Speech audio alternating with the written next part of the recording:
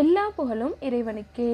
Hello friends, welcome to Keelakarai kitchen. இன்னைக்கு நம்ம சேனலில் பார்க்க போகிறது, நம்ம சமையல் வந்து கலர்ஃபுல்லாக இருக்கணும்னா அதுக்கு நம்ம காஷ்மீரி மிளகாய் தூள் சேர்ப்போம். ஸோ அந்த மிளகாய் தூளை எப்படி கலப்படம் இல்லாமல் குறைந்த செலவில் நாமளே வீட்டில் செய்யலான்னு தான் பார்க்க போகிறோம். வீடியோக்குள்ளே போகிறதுக்கு முன்னாடி இப்போதான் நம்ம சேனலை ஃபர்ஸ்ட் டைம் பார்க்குறீங்கன்னா மறக்காமல் சப்ஸ்கிரைப் பண்ணிவிட்டு கூடவே பக்கத்தில் இருக்க பெல் ஐக்கானையும் கிளிக் பண்ணிக்கோங்க.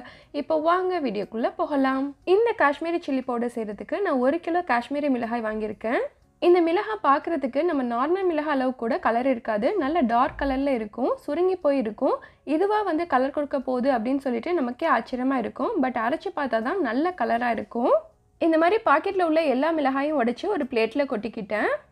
இந்த மிளகாய் வந்து ஈஸியாக உடைக்க வராது, வளைச்சா நல்லா வளையும், ஸ்டிஃப்னஸ் இருக்காது. இதை இப்படியே அரைச்சேன்னா வந்து ஒழுங்காக அரைபடாது. ஸோ அதுக்காக வேண்டி நல்லா வெயிலில் காய வச்சுட்டோ, வெயில் இல்லாதவங்க வந்து சட்டியில் போட்டு வறுத்துட்டோ வந்து இதை அரைச்சேன்டா நல்லா அரைபடும். இப்போ இந்த மிளகாயை நான் வறுத்துக்கிறேன். ஏன்னா நாங்கள் அப்பார்ட்மெண்ட்டில் இருக்கிறதுனால வெயில் வந்து அந்தளவுக்கு வராது. ஸோ அதனால் வேண்டி நான் இந்த மாதிரி ஒரு கடாயில் சேர்த்து நல்லா வறுத்து எடுத்துக்கிறேன். நல்ல வெயில் வரவங்க மொட்டை மாடியில் ஒரு 4-5 நாள் காய வச்சு எடுத்துட்டேன்னா இது கிறிஸ்பாயிரும்.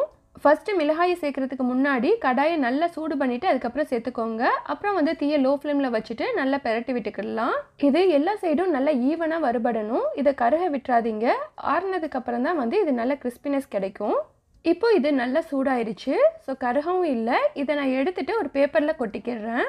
இதே மாதிரி நான் எல்லா மிளகாயும் வறுத்து எடுத்துக்கிட்டேன். இது நல்லா ஆறணும். ஆறுனதுக்கப்புறம் நம்ம உடைச்சாதான் வந்து நல்லா உடையும். பாருங்கள், இந்த அளவுக்கு உடைஞ்சாதான் இது நல்லா கிறிஸ்பியாக இருக்குன்னு அர்த்தம்.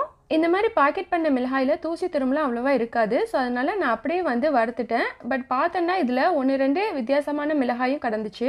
இந்த மிளகாய் பார்த்தீங்களா, பிளாக் கலரில் டாட்ஸாக இருக்குது. ஸோ இதை வந்து யூஸ் பண்ணக்கூடாது. இந்த மிளகாய் வந்து ஒரு சைடாக வந்து ஒயிட் கலரில் இருக்குது. ஸோ இதையும் வந்து அவாய்ட் பண்ணிடணும். இந்த மிளகாயெலாம் வந்து ஹெல்த்துக்கு அவ்வளோவா நல்லது கிடையாது. இந்த மாதிரி மிளகாயெலாம் கேன்சர் வர்றதுக்கு கூட வாய்ப்பு இருக்குன்னு சொல்கிறாங்க. ஸோ கண்டிப்பாக இதெல்லாம் வந்து ரிமூவ் பண்ணிடுங்க. இப்போ இந்த மிளகாயில் உள்ள காம்பு எல்லாத்தையும் ரிமூவ் பண்ணிடணும். அப்போ தான் வந்து நமக்கு மிளகாய் தூள் வந்து நல்லா கலர்ஃபுல்லாக கிடைக்கும். நம்ம மிளகாயை வறுக்கிறதுக்கு முன்னாடி வந்து காம்பை ரிமூவ் பண்ணண்டா நமக்கு வறுக்கும் போது வந்து நெடி வரும். அப்புறம் வறுத்ததுக்கப்புறம் வந்து காம்பை ரிமூவ் பண்ணண்டா நமக்கு ஈஸியாகவும் எடுக்க வரும். இப்போ இந்த மிளகாயில் உள்ள மேல் காம்பு அப்புறம் வேஸ்டான மிளகாய் எல்லாத்தையுமே வந்து ரிமூவ் பண்ணியாச்சு. இப்போ நமக்கு சுத்தமான காஷ்மீரி மிளகாய் வந்து ரெடி ஆயிடுச்சு. அடுத்து நம்ம அரைக்கலாம். இந்த மிளகாயை நான் ரைஸ் மில்லில் கொடுத்து தான் அரைக்க போகிறேன். ஸோ இதுக்கு ஒரு கண்டெய்னரில் இந்த மிளகாயை ஆட் பண்ணிக்கலாம். நான் 1 கிலோங்கிறதுனால மிஷினில் கொடுத்து அரைச்சிக்கிறேன். ஸோ நீங்கள் வந்து கம்மியான குவான்டிட்டியில் அரைக்கிறதா இருந்தால் மிக்சிலேயே அரைச்சிக்கலாம். நீங்கள் மிக்சியில் அரைச்சிட்டு சல்லடையில் சளிச்சிட்டிங்கன்னா நல்ல பவுடர் ஃபார்மில் கிடைக்கும். இப்போ இந்த மிளகாயை நம்ம ரைஸ் மில்லில் கொடுத்து அரைச்சி வாங்கினதுக்கப்புறம் எப்படி இருக்குன்னு பார்க்கலாம். பாருங்கள், நல்ல கலர்ஃபுல்லாக எப்படி இருந்தேன்னா இப்படி ஆயிட்டேன் அப்படிங்கிற மாதிரி வந்திருக்கு. நம்ம இந்த மிளகாய் தூளை ஃப்ரிட்ஜில் ஸ்டோர் பண்ணி வச்சுட்டோம்னா 6 மாதம் வரைக்கும் யூஸ் பண்ணலாம். ஸோ தேவைக்கு கொஞ்சமாக பாட்டிலில் எடுத்துகிட்டு முடிய நம்ம திரும்ப எடுத்துக்கலாம். நம்ம இதில் கலருக்காக வேண்டி எதுவுமே மிக்ஸ் பண்ணலை. நேச்சுரலாக ஒரிஜினலாக வீட்டிலே ரெடி பண்ணியாச்சு. இனிமேல் எதுக்கு அதிக விலை கொடுத்து கடையில் வாங்கணும், நாமளே வந்து வீட்டில் அரைச்சி ஸ்டோர் பண்ணி வச்சுக்கலாம். ஓகே ஃப்ரெண்ட்ஸ், எல்லாருக்குமே இந்த வீடியோ யூஸ்ஃபுல்லாக இருந்திருக்குன்னு நினைக்கிறேன். வீடியோ பிடிச்சிருந்தா please like, comment, share and subscribe my channel. Thank you.